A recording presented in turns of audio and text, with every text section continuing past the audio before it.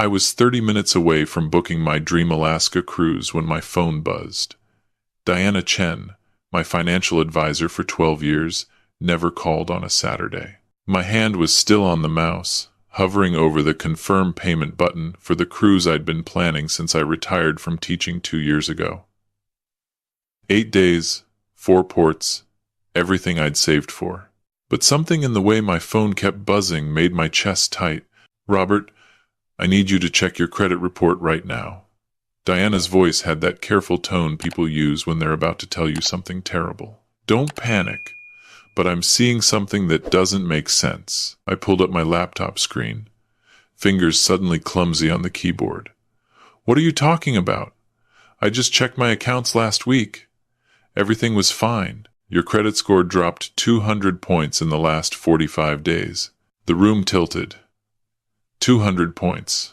I'd spent 30 years building that credit. Never missed a payment. Never carried a balance I couldn't pay off.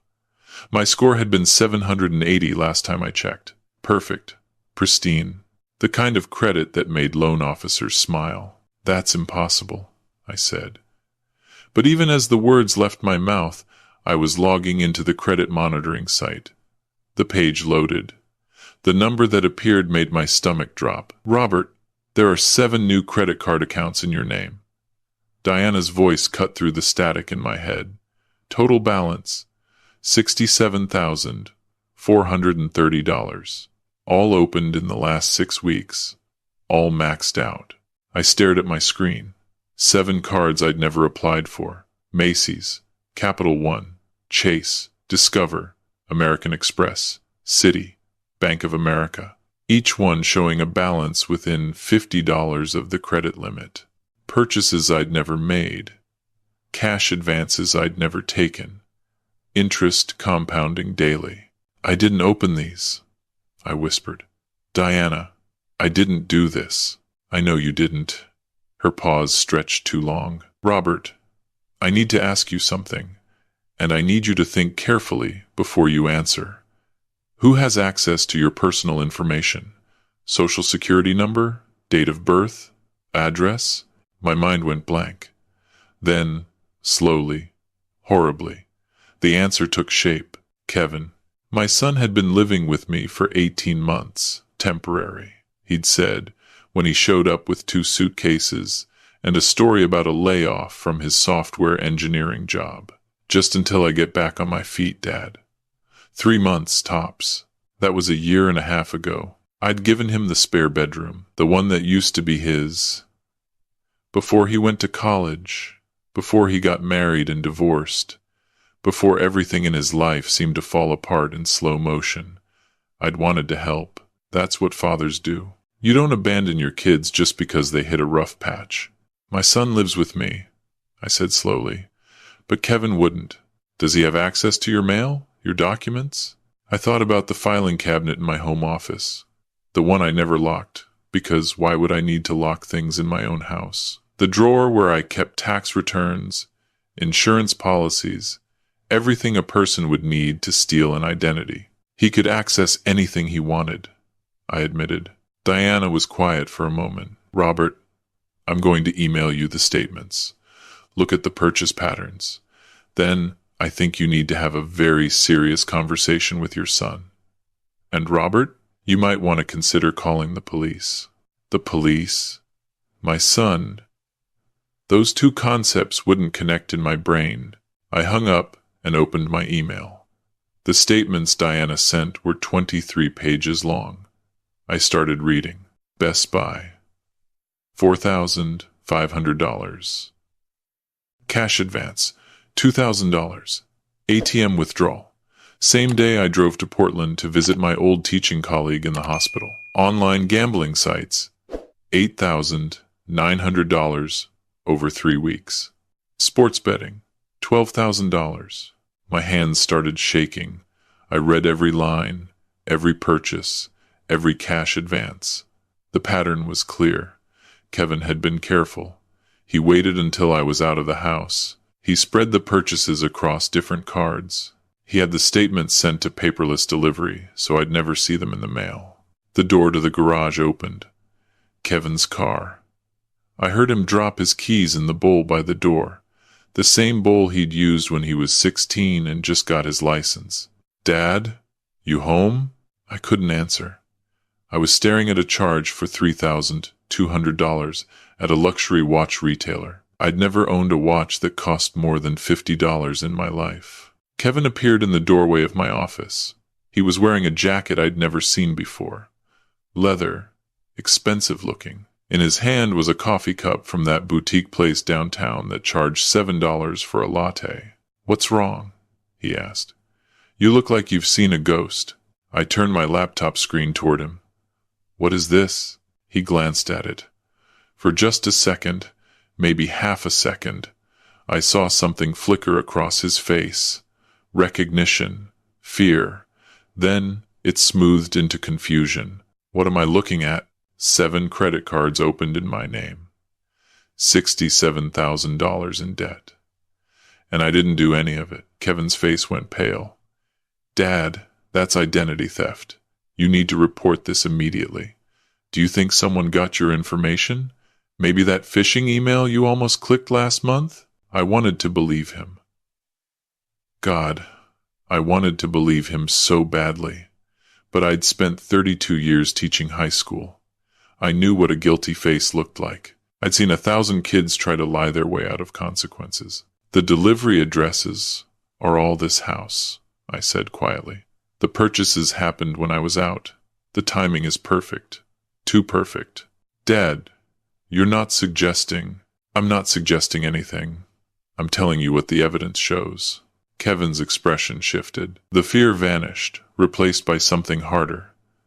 Defensive. "So you think I did this? Your own son?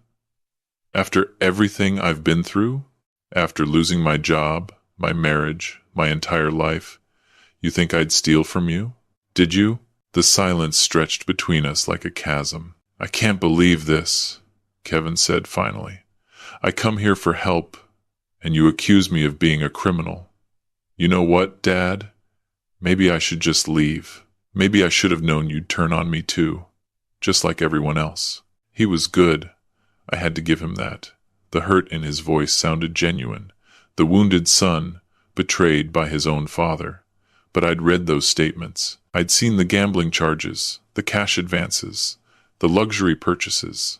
"I need you to leave my office," I said. "We'll talk about this later." He left. I heard him stomp up the stairs. His bedroom door slammed hard enough to shake the walls. I sat there, staring at the numbers on my screen. $67,430. My retirement savings could cover it. Barely. But it would wipe out years of careful planning. The Alaska cruise was gone. The dream of maybe buying a small cabin in the mountains, gone. The cushion I'd built in case I needed long-term care someday, gone. My phone buzzed again. A text message from an unknown number. "Grandpa, it's Sarah. I'm using my friend's phone. Can you come pick me up from school? It's important. Please don't tell Dad. Sarah." My granddaughter. Kevin's daughter from his marriage. She was 17, a senior, and she lived with her mother across town. I saw her every other weekend, and we'd gotten closer in the past few months. She was smart. Smarter than Kevin had ever been. She wanted to study engineering at MIT. I grabbed my keys and drove to the high school. Sarah was waiting by the front entrance, her backpack clutched to her chest. She looked scared. She got in the car and immediately locked the door. "Drive somewhere private," she said. "I need to show you something, and you're not going to like it." I drove to the park where I used to take her when she was little. The playground was empty on a Saturday afternoon. Sarah pulled a manila envelope from her backpack. "I found these in Dad's room last weekend when I stayed over," she said quietly. "I wasn't snooping, I swear. I was looking for my biology textbook that I thought I left there, and these were under his bed in a shoebox." She handed me the envelope. Inside were credit card statements, 7 of them, all in my name, all sent to a P.O. box I'd never opened. "There's more," Sarah said. Her voice was shaking. I took pictures of his notebook. The one he keeps in his nightstand. She pulled out her phone and showed me photos, pages and pages of Kevin's handwriting, my social security number, my date of birth, my mother's maiden name, a list of security questions and answers he'd compiled from years of knowing me, notes about my daily schedule, times I left the house, how long I was usually gone. He's been planning this for months, Grandpa. Sarah's eyes were wet. Maybe longer. I saw him practice signing your name. He has your signature down perfect. I felt sick. This wasn't a moment of weakness. This wasn't a desperate mistake. This was calculated, premeditated. My son had studied me like a target. Why are you showing me this? I asked. Sarah wiped her eyes. Because it's wrong. Because you've been nothing but kind to him. And he's stealing from you. Because my dad has been lying to everyone for so long that he thinks it's normal now. And because... She took a shaky breath. Because someone has to do the right thing. And it's not going to be him. This 17-year-old girl had more integrity in her little finger than her father had in his entire body. What do I do? I asked. You report it, Sarah said firmly. You call the police, you file a report, you protect yourself. I know he's your son and my dad, but Grandpa, he's not going to stop. Whatever he's spending the money on, it's not going to be enough. It's never enough with him. I drove Sarah home and then I sat in my car in her driveway for 20 minutes, trying to breathe, trying to think, trying to figure out how I'd raised a son who could do this to me. My phone rang. Kevin, Dad, we need to talk. I know you're upset, but there's an explanation. I was trying to help you. I was consolidating your credit, setting up balance transfers to get you better rates. I was going to surprise you. The lie was so smooth, so practiced. If I hadn't seen the evidence, if Sarah hadn't shown me the notebook, I might have almost believed him. Stop, I said. Just stop lying. Dad, I'm not. I have the statements, Kevin. I have photos of your notebook with my personal information. I have records of the gambling sites and the luxury purchases. I have everything. The silence on the other end was absolute. Sarah, he said finally. His voice had gone cold. Sarah showed you. She did the right thing. She betrayed her own father. No, I said. She protected her grandfather from her father. There's a difference. Kevin laughed, but there was no humor in it. You're really going to side with her? Choose her over me? You chose this, Kevin. You chose to steal from me. You chose to lie. You chose to betray the trust I gave you when I opened my home to you. This isn't about sides. This is about consequences. If you report this, I'll go to jail. You know that, right? Is that what you want? Your son in prison? My throat tightened. I want my son to take responsibility for what he's done. I want you to stop lying. I want you to get help. But I can't want those things for you more than you want them for yourself. You self-righteous bastard, Kevin hissed. You think you're so perfect. You think you're such a good father. Where were you when I was growing up? Where were you when I needed you? I was at work, I said quietly, teaching other people's children so I could provide for you. I was at every parent-teacher conference, every basketball game, every school play. I paid for your college. I helped with your wedding. I've been there every single time you've asked me to be. It was never enough. No, I agreed. Apparently it wasn't. I hung up. The next morning, I went to the police station. I brought the statements, the photos of Kevin's notebook, everything Sarah had found. The officer who took my report was young, maybe 30. She listened to the whole story without interrupting. This is going to be hard, she said when I finished. Prosecuting family members always is. Are you sure you want to move forward with this? I thought about my credit score, about the $67,000 in debt, about the cruise I'd never take, the cabin I'd never buy, about the retirement I'd carefully planned, now derailed. But more than that, I thought about Sarah, 17 years old and brave enough to do the right thing when her own father wouldn't. I'm sure, I said. The investigation took 3 weeks.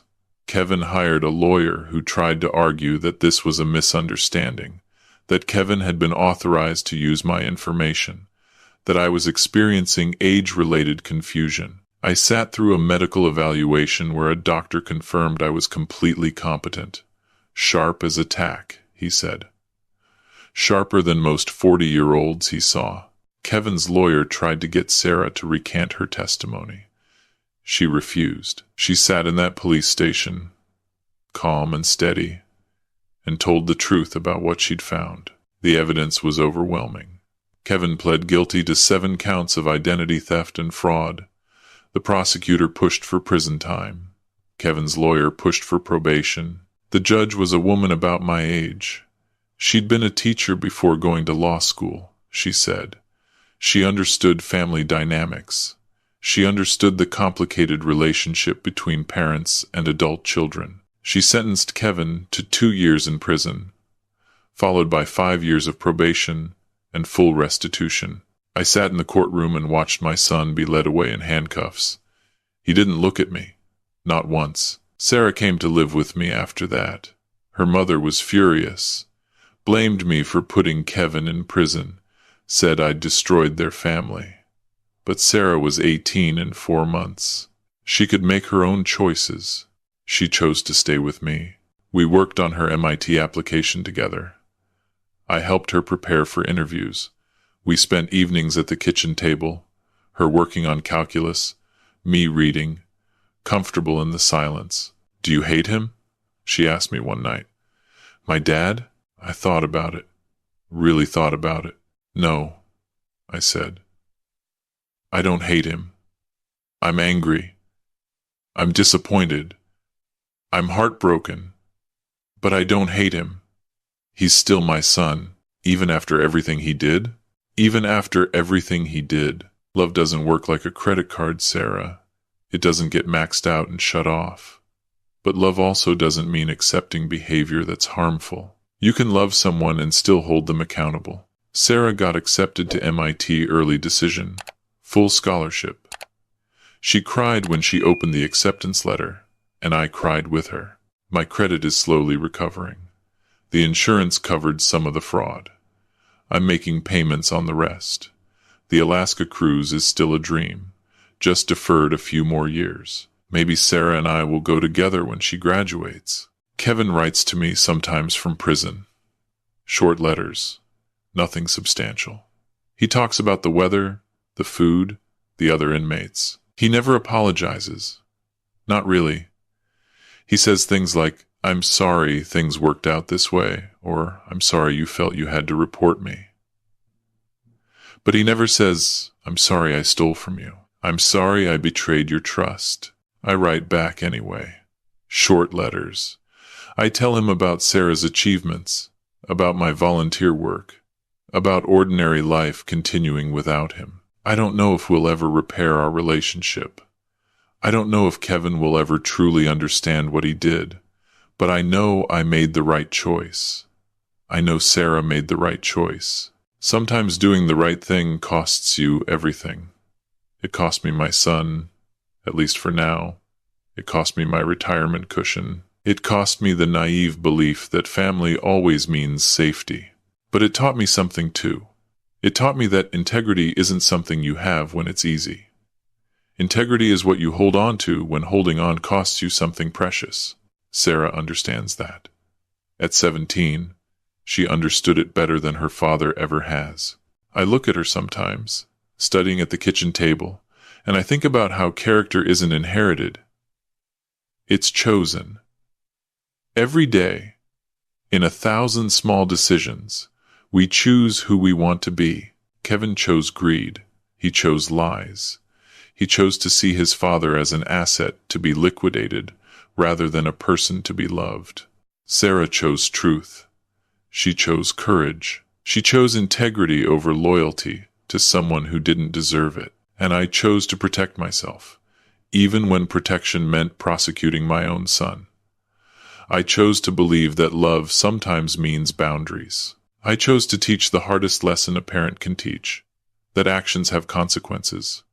even when those actions hurt the people you love most. The money will come back eventually. Credit scores can be rebuilt, retirement can be replanned, but character? Character is forged in moments like these, in the choice between comfortable lies and uncomfortable truths, in the decision to do what's right, even when what's right breaks your heart. If I'd let Kevin get away with it, what would I have taught Sarah?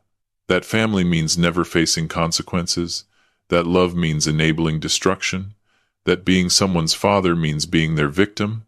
No, I taught her that real love is tough enough to demand accountability. That real family means protecting each other, even when that protection looks like prosecution. That being a good father sometimes means being the father your child needs, not the father they want. Kevin will be released in 18 months with good behavior. I don't know what happens then. I don't know if he'll have learned anything, or if he'll still blame everyone but himself for his choices. But I know this. My door will be open for a conversation.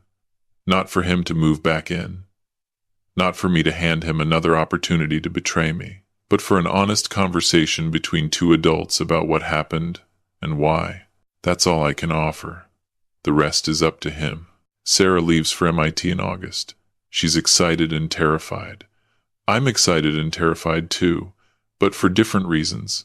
I'm proud of her in ways I never got to be proud of Kevin. Not because of her achievements, though those are remarkable, but because of her character. Because when faced with an impossible choice, she chose what was right over what was easy. That's the real inheritance I'm leaving her. Not money or property or a perfect credit score, but the example of what it means to stand up for what's right, even when what's right costs you everything, especially when it costs you everything. That's the inheritance that matters. That's the legacy that lasts. And maybe, someday, Kevin will understand that too.